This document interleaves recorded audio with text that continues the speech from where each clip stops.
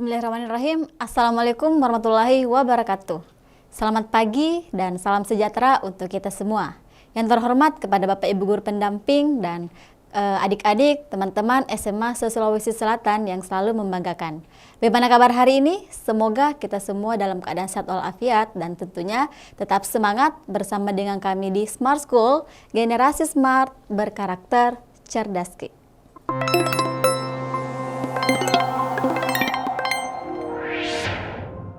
Kembali lagi bersama dengan saya Istiqomah Abdi atau bisa dipanggil Kak Istik. Tentunya selama 40 menit ke depan akan membersamai teman-teman untuk melanjutkan materi kita mengenai penalaran umum. Tentunya ini adalah materi yang teman-teman sudah bisa kenali ya, seperti apa soal-soal penalaran umum. Kembali saya mengingatkan bahwa di penalaran umum itu sendiri terdiri atas 3 jenis subtes.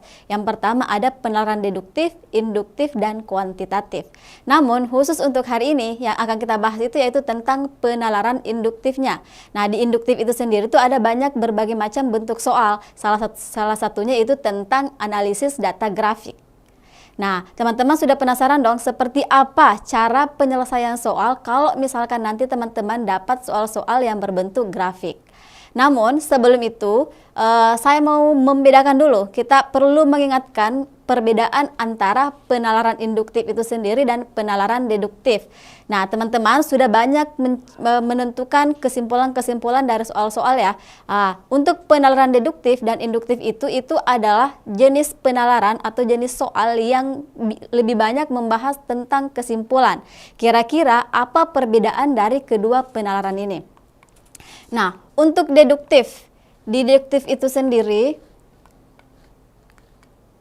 yang pertama itu dia adalah penarikan kesimpulannya dari umum ke khusus. Seperti apa itu? Nah, kemarin teman-teman sudah menentukan cara-cara penarikan kesimpulan menggunakan metode-metode penarikan kesimpulan kalau misalkan soalnya berbentuk deduktif. Misal, saya punya soal begini. Semua siswa SMA kelas 12 itu mengikuti program Smart School. Kemudian saya mengatakan bahwa terus pernyataan keduanya, siswa SMA Negeri 1 Bone itu mengikuti program Smart School. Nah, dari dua premis ini itu kita bisa menyimpulkan bahwa ternyata siswa SMA 1 Bone itu adalah siswa kelas 12. Jadi bisa dikatakan bahwa dia dari umum ke khusus. Kemudian ciri keduanya itu adalah kalau dia penalaran deduktif, kualitas kesimpulannya itu pasti benar. Kenapa dia pasti benar? Karena penarikan kesimpulannya itu kita menggunakan metode-metode penarikan kesimpulan, mulai dari ponens, tonens, kemudian ada kalau misalkan soalnya berbentuk kuantor, kemudian berbentuk dilema. Nah, kemudian kemarin juga teman-teman sudah bisa mengetahui apakah kesimpulan itu bersifat valid atau tidak valid. Makanya kalau misalkan dia di deduktif, itu kesimpulan yang ditarik itu pasti benar. Karena kalau misalkan kesimpulan di deduktif itu kita tidak boleh mengambil yang bersifat asumsi. Harus dia merupakan turunan dari premis-premis. Kemudian untuk penalaran deduktif, kesimpulannya itu dia bersifat dari khusus ke umum. Contoh misalkan siswa kelas 12 SMA 1 Bone itu mengikuti Smart School. Kemudian ada juga siswa SMA 1 Makassar mengikuti Smart School. Bisa saya simpulkan bahwa ternyata Bone dengan Makassar itu adalah satu Sulawesi Selatan. Berarti kesimpulannya itu bisa saya katakan bahwa siswa SMA Sulawesi Selatan itu mengikuti program Smart School. Jadi dia dari khusus ke umum. Kemudian yang kedua itu dia kualitas kesimpulannya mungkin benar. Kenapa dikatakan mungkin benar? Karena kalau tadi di deduktif itu dia tidak boleh ada pernyataan asumsi. Kalau di induktif itu boleh. Yang penting dia merupakan penunjang dari data yang ditampilkan. Kalau di deduktif kan kita tidak boleh mengambil kesimpulan yang tidak berasal dari premis. Atau dengan kata lain kita sendiri yang menyimpulkan. Sedangkan kalau di induktif, kalau misalkan teman-teman merasa bahwa maknanya sama, meskipun dia tidak ada di data, boleh kita ambil. Makanya dikatakan bahwa kualitas kesimpulannya itu mungkin benar. Terus, kalau misalkan dia di induktif, itu dia soalnya kebanyakan berbentuk data. Jadi, dia berbentuk data. Nah, dari data ini, itu kita bisa menghasilkan kesimpulan. kesimpulan. Nah, kesimpulan apa yang dihasilkan? Di induktif itu ada dua jenis kesimpulan. Yang pertama, misalkan kesimpulannya itu dia saling menguatkan dan saling melemahkan. Kapan dikatakan menguatkan? Ketika pernyataannya itu dia merupakan faktor penunjang atau pendukung yang dari data atau dari permasalahan data yang ditampilkan. Kemudian, kapan dia melemahkan? Dia akan melemahkan ketika pernyataannya itu dia bersifat bertolak belakang atau tidak sesuai dengan datanya. Oke, sampai di sini teman-teman bisa dipahami tentang soal penalaran deduktif dan induktif ya. Nah, sekarang untuk lebih memahami seperti apa soal penalaran induktif itu, untuk khusus soal grafik itu kita lihat soal nomor 1. Oke, silakan teman-teman bisa dilihat soal nomor 1. Silakan dibaca soalnya, kemudian teman-teman silakan dijawab di kolom chat ya. Oke, kita lihat soalnya. Diagram garis di samping menunjukkan hubungan antara jarak tempuh dan kecepatan kereta api P, Q, R, S, dan T. Kereta dengan waktu tempuh paling kecil. Oke, kira-kira yang mana nih? Nah, teman-teman di sini ada grafik yang menghubungkan antara kecepatan dan jarak. Kecepatan dan jarak. Nah, teman-teman masih ingat tidak kita menggunakan metode Jokowi? Jadi, kalau misalkan kalau ada soal tentang jarak, kecepatan, dan waktu, itu kita kembali lagi ke prinsip Jokowi.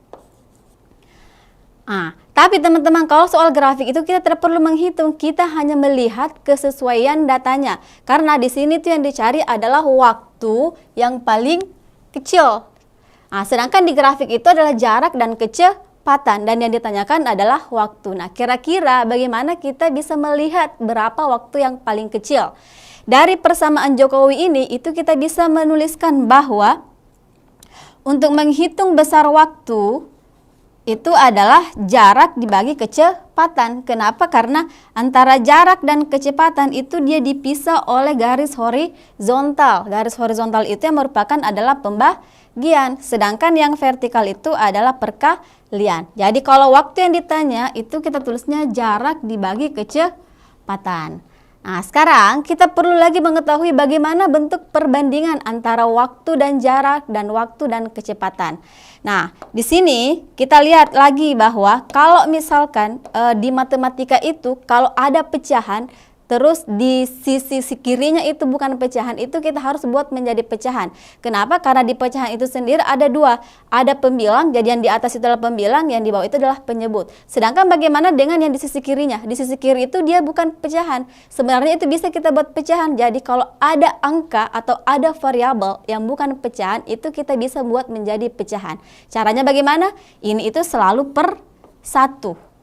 Tapi kita tidak perlu tulis karena semua yang dibagi dengan 1 itu menghasilkan 1. Tapi teman-teman harus paham bahwa ini tuh adalah pembilang. Jadi kalau W itu pembilang, maka jarak juga itu adalah pembilang. Apa maksudnya saya tampilkan seperti ini? Itu kita mau melihat bagaimana perbandingan antara variabel-variabel ini. Misalkan yang pertama, kita buat variabelnya antara W dan jarak. W dan jarak itu dia adalah sama-sama pembilang. Kalau dia sama-sama pembilang, berarti dia adalah perbandingannya senilai. Ingat, kalau dia senilai itu satu besar, satunya lagi besar. Satu kecil, satunya lagi kecil. Jadi, kalau misalkan waktunya besar, berarti jaraknya juga besar. Oke. Beda lagi kalau waktunya kecil, maka jaraknya kecil. Sekarang bagaimana dengan waktu dan kecepatan? Kalau misalkan dia waktu dan kecepatan, teman-teman lihat di sini, waktu dan kecepatan itu dia ada pembilang, ada penyebut. Jadi waktu ini adalah pembilang, sedangkan kecepatan itu adalah penyebut. Kalau ada pembilang dan penyebut dibandingkan, maka dia adalah perbandingan berbalik nilai. Kalau dia berbalik nilai, berarti satu besar, satunya lagi kecil, ataupun sebaliknya. Jadi, kalau waktunya besar, maka kecepatannya itu harus kecil. Atau, kalau waktunya kecil, maka kecepatannya harus besar. Nah, sekarang kita kembali ke soal. Katanya waktu tempuh yang paling kecil itu berada di huruf apa? Nah, kalau misalkan kita mencari waktu paling kecil, berarti waktu kecil maka jaraknya itu harus kecil juga. Sedangkan kecepatannya itu dia harus besar. Nah, dari sini kita sudah lihat kira-kira huruf apa yang menandakan seperti ini. Nah, kita lihat dulu dari jarak. Jarak itu P itu ada 5. Kemudian Q 3, R 8 dan S itu ada 3 dan T itu ada 11. Nah, kira-kira jarak yang paling besar itu ada di huruf mana? Ada di huruf T. Nah, sedangkan di sini kita carinya jarak yang paling kecil. Di sini ada 2 variabel yang jaraknya kecil, yaitu Q dan S.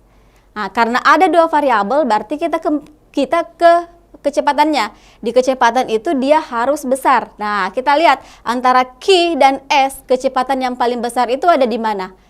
Ada di S, karena Q itu kecepatannya adalah 2, sedangkan S itu adalah kecepatannya 4. Maka jawaban yang benar itu adalah delta.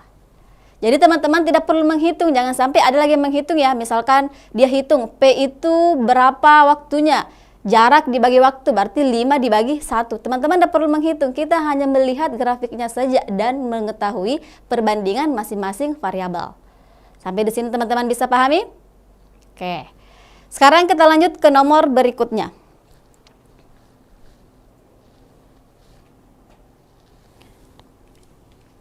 Oke, untuk soal nomor 2, silakan teman-teman dibaca soalnya, kemudian teman-teman coba jawab dan silakan lagi ramaikan kolom chatnya. Dan kita akan bahas sama-sama. Oke, kita lihat coba soalnya ya. Diagram berikut menunjukkan data waktu tempuh 2 pelari ultramaraton.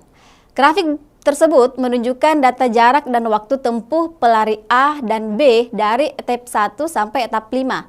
Berdasarkan data dalam grafik tersebut, pada etapa berapa pelari A berlari dengan kecepatan paling rendah.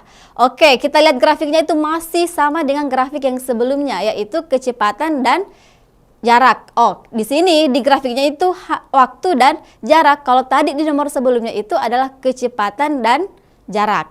Nah, kita lihat lagi perbandingannya. Ingat teman-teman Jokowi ya. Nah, kalau misalkan di sini di soalnya dia tanya kecepatan, berarti teman-teman harus tahu bagaimana perbandingan antara kecepatan dan waktu, kecepatan dan jarak. Oke. Kecepatan, jarak, waktu. Dari Jokowi tadi itu kita bisa menghasilkan kecepatan sama dengan jarak dibagi waktu. Ternyata yang sama-sama pembilang di sini itu adalah kecepatan dan jarak. Berarti kalau mau kita buat perbandingannya, kalau misalkan kecepatannya besar,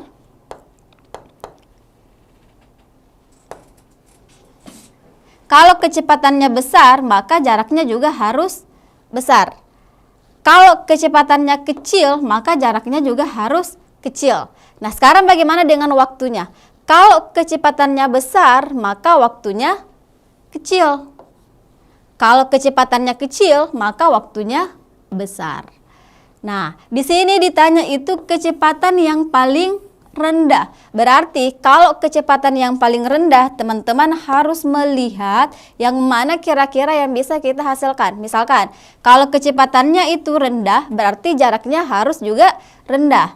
Bagaimana dengan waktunya? Maka waktunya juga harus kecil. Jadi itulah perbandingan antara kecepatan, jarak, dan waktu. Nah, kira-kira yang mana nih jawabannya? Nah, teman-teman, di grafik itu ada waktu A, ada waktu B. Sedangkan di soal itu hanya ditanya itu adalah pelari A. Berarti teman-teman tidak perlu lihat lagi pelari B. Karena di soalnya, di pertanyaannya itu hanya pelari A. Berarti di B ini kita tutup saja, kita coret saja. Karena ini kita tidak butuhkan untuk menjawab soal. Yang kita butuhkan itu hanya waktu A dan jarak. Nah, kita lihat. Kecepatan kecil maka jaraknya itu harus kecil. Berarti kita di sini cari jarak yang kecil. Ternyata jaraknya itu ada 7, 8, 8, 8, 9. Ada 3 angka 8. Kita coret saja yang paling besar ya, karena kita carinya jarak yang kecil. Berarti ini tidak perlu. Kalau 9 kita sudah coret, berarti kita coret semua dari atas. Oke? Nah, sekarang bagaimana nih? Ada 7 dan ada 8. Kira-kira apakah kita bisa langsung memilih 7? Oh tidak, kenapa tidak? Karena waktunya itu dia berbeda-beda. Bisa saja nanti hasil operasi kalau misalnya kita bawa ke persamaan itu lebih besar yang kecil, atau bisa saja sebaliknya. Jadi kita buktikan dulu. Nah, di sini ada 3 angka 8. Ada jarak yang 8 km. Berarti kita lihat saja, kalau misalkan jaraknya sama, berarti kita kembali ke waktunya.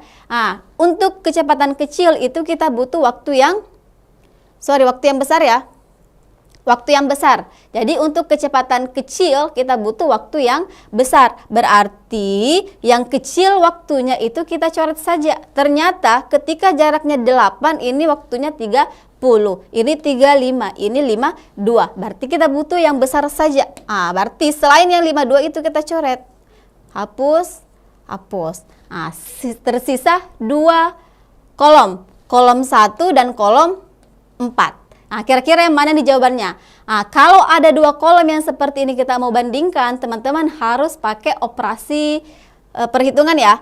Misalkan ini kecepatan itu kan jarak dibagi waktu, berarti jaraknya itu 7 dibagi dengan 26. Sedangkan yang di etap 4 itu adalah 8 per 52. Kita mau cari yang mana yang besar dan yang mana yang kecil. Teman-teman, kalau dapat soal seperti ini, mencari yang mana yang besar dan yang mana kecil, kalau dia berbentuk pecahan, teman-teman cara penyelesaiannya bagaimana?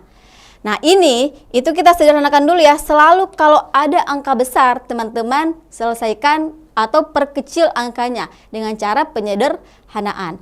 8 dengan 52 itu sama-sama angka genap, berarti dia bisa habis dengan angka genap. Kita coba dulu ya, bagi 2 sudah pasti bisa, karena dia adalah angka genap. Kita naik di angka 4, apakah 52 bisa habis bagi 4?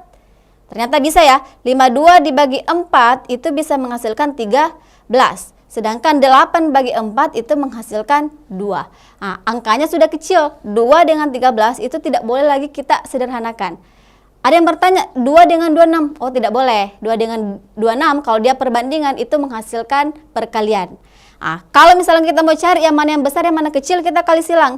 7 kali 13, 26 dikali 2. Sekarang, 7 dikali 13. 7 kali 3 kan 21 ya. 1 simpan 2.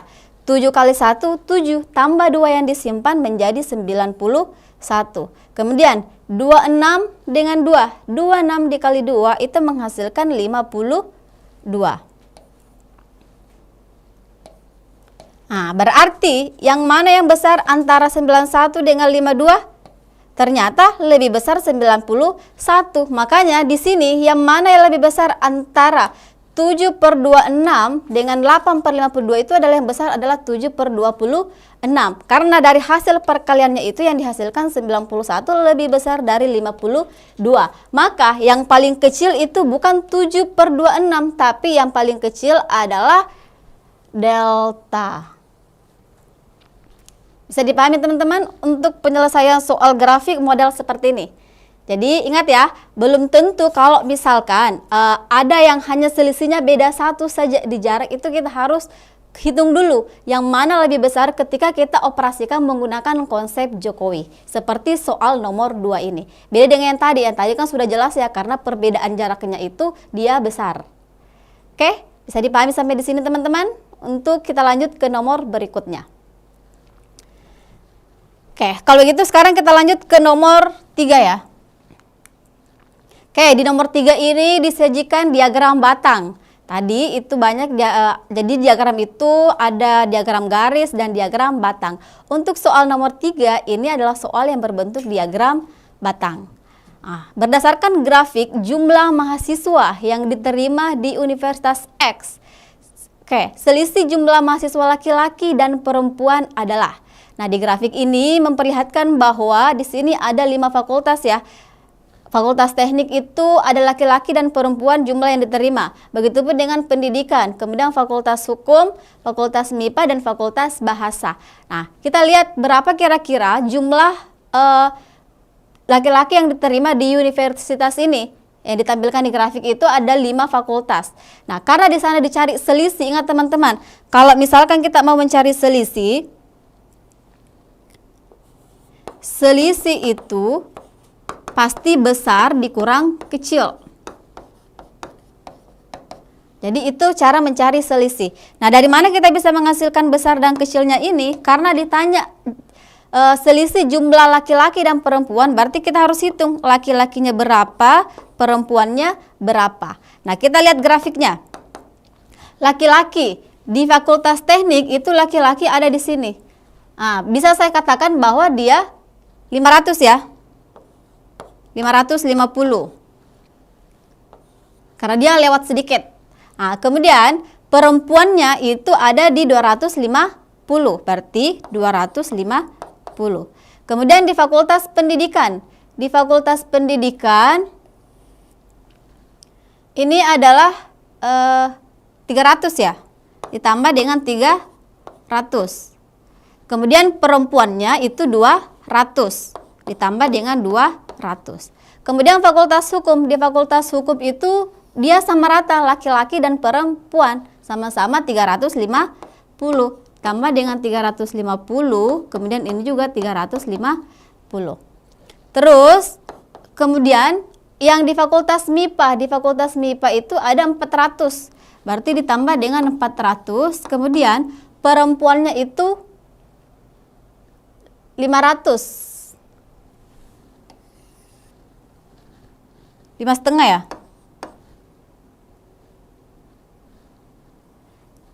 Kita bulatkan 600 ya, karena biasanya kan grafik bata. Nanti kita lihat kira-kira hasilnya berapa. Kemudian di Fakultas Bahasa itu, Fakultas Bahasa sama dengan ini, berarti dia 250. Kemudian yang perempuannya itu itu adalah 1,5. Nah, sekarang kita jumlahkan dulu. Sebelum kita mencari selisih, itu kita harus jumlahkan berapa jumlah laki-laki dan perempuan. Oke, 550 ditambah 350, berapa? 300 tambah 400 kan 700. Kemudian, 550 tambah 250, atau ini dulu ya, 350 ditambah 250 itu dapatnya 600. Kemudian 550 ditambah 600 tambah 700. 700 tambah 600 itu kan kita dapatnya 1.300 ya. 1.300 ditambah 550 itu dapatnya 1.850. Nah, sekarang bagaimana dengan perempuannya? Perempuan kita jumlah dulu yang enak dijumlahkan. 200 dengan 600 itu dapatnya 800. Kemudian 350 ditambah 150. 350 ditambah 150 itu dapatnya 500. Kemudian 800 tambah 500 itu kan 1.300 ya. 1.300 ditambah dengan 250. Dapatnya berapa? 1.300 berarti 1.550. Nah, sekarang kita cari selisihnya ini berapa? 1 dengan 1 kan habis ya. 0 dengan 0 itu menghasilkan 0. 5 kurang 5 itu 0. 8 kurang 5 itu 300. Maka selisih mahasiswa yang diterima di Universitas X itu adalah 300 orang. Maka jawabannya itu adalah C. Atau mungkin ada jawaban lain? Kalau ada jawaban lain silahkan ramaikan kolom chatnya ya. Oke, jadi dari grafik ini itu kita bisa menghasilkan jumlah laki-laki dan jumlah perempuan. Jumlah laki-laki dan jumlah perempuan itu dihasilkan sehingga kita bisa menghasilkan selisihnya. Nah, selisihnya itu kita dapat adalah 300 orang. Teman-teman bisa silahkan lihat grafiknya. Atau kalau ada jawaban lain silahkan diramaikan di kolom chat. Supaya kita lihat apa nih kira-kira yang membedakan jawaban yang ditampilkan di sini sama jawabannya teman-teman. Oke? Oke, kalau begitu saya kira ini sudah bisa dipahami ya. Kita lanjut ke nomor berikutnya. Oke, untuk nomor selanjutnya itu tentang diagram batang lagi. Cuman diagram batangnya itu dia horizontal ya. Nah, dia berbeda dengan yang tadi. Kalau misalkan tadi berdiri, ini diagramnya itu tidur. Tapi cara penyelesaiannya sama. Jangan sampai teman-teman bingung lagi. Kenapa bentuk diagramnya beda? Oke, kita lihat soalnya. Jika pada Agustus nilai ekspor dan impor mengalami penurunan 10% dibandingkan bulan sebelumnya, manakah pernyataan berikut yang paling tepat untuk situasi di bulan September? Kira-kira yang mana nih? Nah, kita lihat di grafik ini itu dia mulai dari bulan Juli, Juni, Mei, Maret, April, Mei, Juni, Juli. Sedangkan yang ditanya itu adalah September. September itu tidak ada di grafik. Kemudian untuk Agustus, Agustus itu dia mengalami penurunan 10%. Oke, di Agustus itu dia mengalami penurunan sebesar 10%. Nah, kira-kira yang mana yang benar untuk melihat bagaimana ekspor dan impor ketika di bulan September? Teman-teman kita lihat ya, di Maret, April, Mei, Juni, impor itu dan ekspor. Untuk yang impor warna ini, biru. Oke, di impor itu kita lihat ketika dari Maret ke April itu dia peningkatan. Terus April ke Mei itu dia turun. Mei ke Juni juga naik. Juni ke Juli turun. Nah, di Agustus dia juga bilang turun. Berarti dia turun untuk impornya. Sekarang bagaimana dengan ekspornya? Oke, di Maret ekspornya, Maret ke April ekspornya itu turun. Kemudian ke Mei juga turun. Ke Juni juga turun. Dan ke Juli juga turun. Berarti untuk ekspor setiap bulan itu dia turun. Di Agustus juga turun. Berarti di September ekspornya pasti dia turun. Ini yang sudah kita bisa pastikan bahwa di September itu ekspor itu turun. Impor kita tidak bisa tentukan. Kita tidak bisa tentukan apakah dia naik atau dia turun. Karena berdasarkan grafik sebelumnya, impor itu dia naik turun. Nah, kita cari jawaban yang pasti saja teman-teman. Kalau misalkan soalnya seperti ini. Kita lihat option A.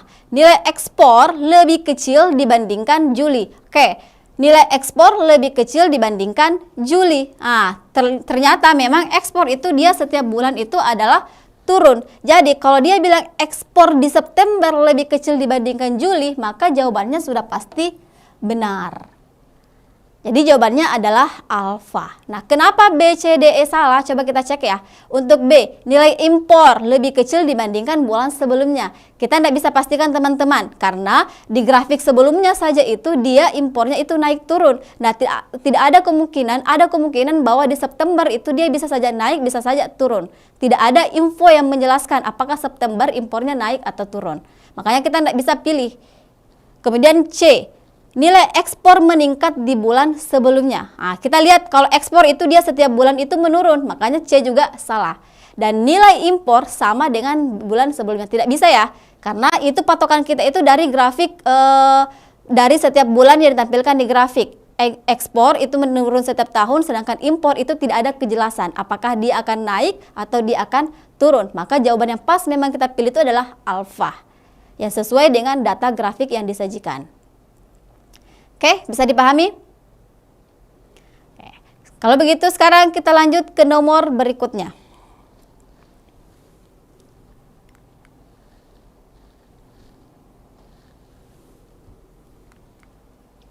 Oke, ini grafik tentang realisasi investasi dan penyerapan tenaga kerja dari tahun 2013 sampai tahun 2021. Oke, sekarang teman-teman lihat di grafik ini juga itu ada dua jenis variabelnya ya. Ada investasi dan ada penyerapan tenaga kerja. Yang investasi itu yang warna pinknya, kemudian yang penyerapan tenaga kerja itu yang warna hijau. Nah, sekarang kita coba lihat soalnya teman-teman. Pernyataan yang paling sesuai berdasarkan grafik tersebut adalah alfa. Pada tahun 2020, persentase peningkatan penyerapan tenaga kerja lebih rendah daripada persentase peningkatan realisasi investasi. Di option A itu hanya prioritasnya adalah tahun 2020. Berarti kita fokusnya itu hanya tahun 2020. Apakah peningkatan tenaga kerja lebih besar dibanding investasinya? Nah, yang mana yang menjadi pembanding dia lebih besar atau lebih kecil? Kita lihat di tahun sebelumnya. Di tahun 2019. Nah, untuk melihat bagaimana persentase peningkatan atau penurunannya itu kita lihat. Kalau misalkan di tahun 2020 untuk investasinya kita dapat bahwa besar di grafik itu adalah 826,3 di tahun 2020. Sedangkan di tahun 2019 itu 809,6 dibagi dengan tahun sebelumnya. Jadi teman-teman jangan membagi, kalau misalkan mau menghitung persentasenya itu adalah yang ditanyakan dibagi dengan tahun ditanyakan dikurangi tahun sebelumnya dibagi dengan tahun sebelumnya. Kemudian dikalikan dengan 100%. Nah, di tahun 2020 itu 826,3, kemudian di tahun 2019 809,6. Hasil pengurangannya itu dibagi dengan 809,6 kali 100%, maka hasilnya itu adalah 2,06%. Itu kalau misalkan dia di bagian investasinya, realisasi investasi. Terus bagaimana kalau misalkan di penyerapan tenaga kerja? Untuk penyerapan tenaga kerja, nah kita lihat bahwa di tahun 2020 itu nilainya itu adalah 1,16. Kemudian di tahun 2019 itu 1,03. Ini teman-teman bisa dilihat di grafik ya. Kalau di penyerapan tenaga kerja, ini 1,16, kemudian ini adalah 1,03. Kemudian kita kurangi terus dibagi dengan tahun 2019 atau tahun sebelumnya dikalikan dengan 100%. Maka hasilnya itu diperoleh 12,62%. Nah, dari sini teman-teman bisa lihat dong, ternyata yang lebih besar itu adalah tenaga kerja lebih besar daripada investasi. Karena di A mengatakan bahwa tenaga kerja lebih rendah, maka ini salah. Kita tidak bisa jadikan dia jawaban benar. Kemudian bagian B, pada tahun 2021 realisasi investasi mengalami penurunan. Teman-teman lihat di grafik, ada enggak tahun 2021? Oke, 2021 itu adalah Januari sampai Juni, sedangkan dalam satu tahun itu ada 12 bulan. Andaikan di grafik dia menampilkan dari Januari sampai Desember, itu kita bisa jadikan patokan ya. Kita bisa tahu apakah memang realisasinya itu mengalami penurunan. Nah, ini tidak bisa kita tentukan. Kenapa? Karena dia belum tercapai 1 tahun, baru 6 bulan atau setengah tahun. Maka ini juga salah. Kemudian C, penurunan penyerapan tenaga kerja tertinggi terjadi pada tahun 2021. Oke, kita lihat pada tahun 2021 apakah dia yang tertinggi. Kalau seperti ini berarti kita harus hitung semuanya mulai dari tahun penurunannya dari 2013 ke 2014, kemudian 14 ke 15, 16, 17 sampai di tahun 2021. Tapi teman-teman, ini lagi-lagi tahun 2021 kita belum bisa menentukan apakah dia menurun atau dia meningkat. Berarti ini juga kita tidak bisa dianggap jawaban yang benar.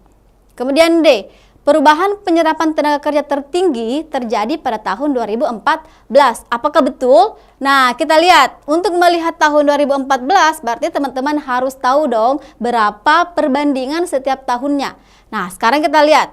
Dari tahun 2020, di sini itu 0,13. 2019, 0,07. Di tahun 2018 itu 0,22. Bagaimana cara hitungnya ini? Teman-teman lihat lagi ya. Kalau misalkan kita yang ditanyakan dikurangi dengan tahun sebelumnya supaya kita tahu apakah dia setiap tahun meningkat atau dia menurun. Jadi kalau kita mau melihat peningkatan di 2020 itu 2020 dikurang 2019.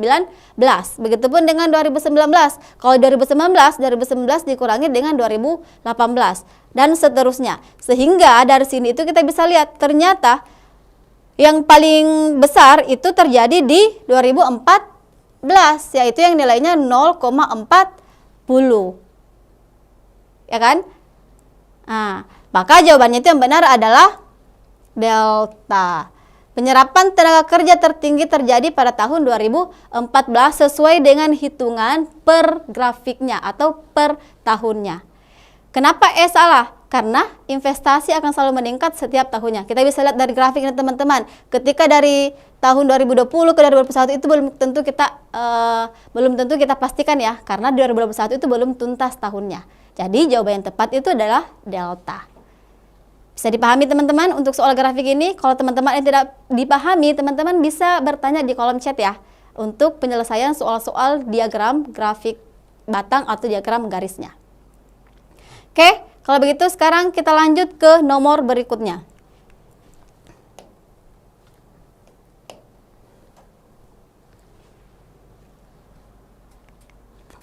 Nah, untuk soal nomor 6, teman-teman bisa lihat bentuk grafiknya itu dia tidak sama dengan grafik sebelumnya. Kalau tadi di nomor sebelumnya itu adalah diagram batang, ini adalah diagram garis. Coba kita lihat soalnya. Teman-teman silakan dijawab. Kalau misalkan teman-teman dapat jawabannya, bisa teman-teman kirim di kolom chatnya. Oke, grafik menunjukkan data ekspor terigu, gula, dan beras pada tahun 2024.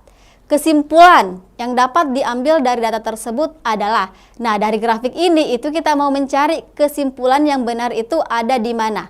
Oke, teman-teman lihat, di sini ada 3 ya, terigu, beras, dan gula. Untuk option A, jadi kita mau mencari yang mana kesimpulan yang bisa kita ambil dari grafik ini.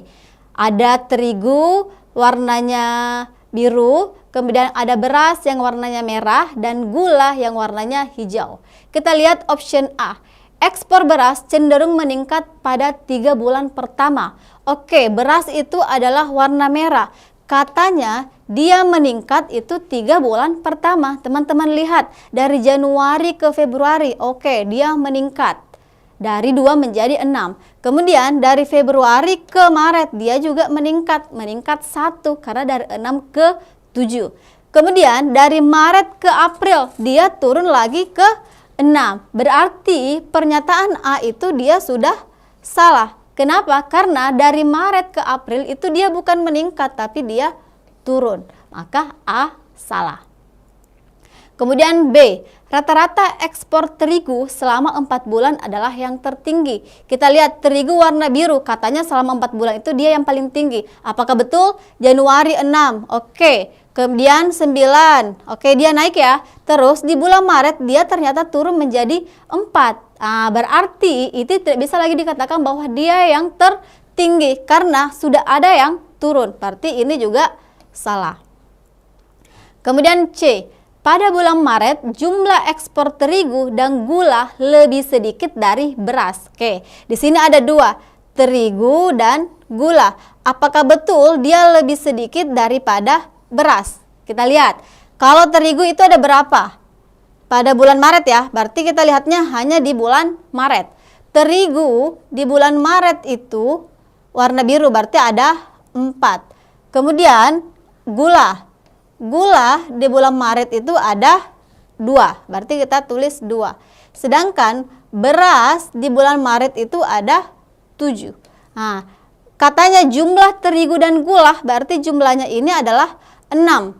Nah, dengan 7, yang mana yang dimakan? Ternyata yang dimakan adalah 7. Maka 7 lebih besar daripada 6. Artinya beras lebih besar daripada terigu ditambah gula.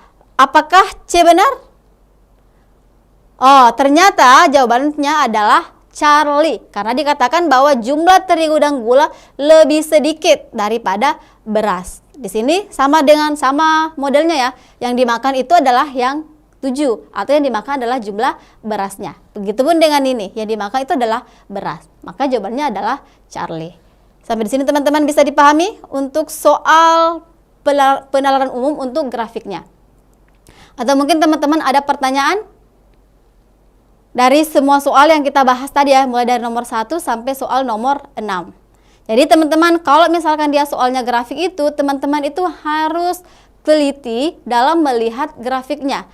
Kemudian teman-teman harus lihat bagaimana bentuk pertanyaannya. Kalau misalkan pertanyaannya hanya mengacu pada satu saja, teman-teman fokusnya di situ saja. Yang lain itu kita abaikan. Jangan sampai teman-teman terbawa lagi sampai menghabiskan waktu banyak untuk satu soal. Sekali lagi saya ingatkan teman-teman, kalau misalkan teman-teman mau ngerjakan soal penalaran umum itu, usahakan itu satu soal 1 menit saja.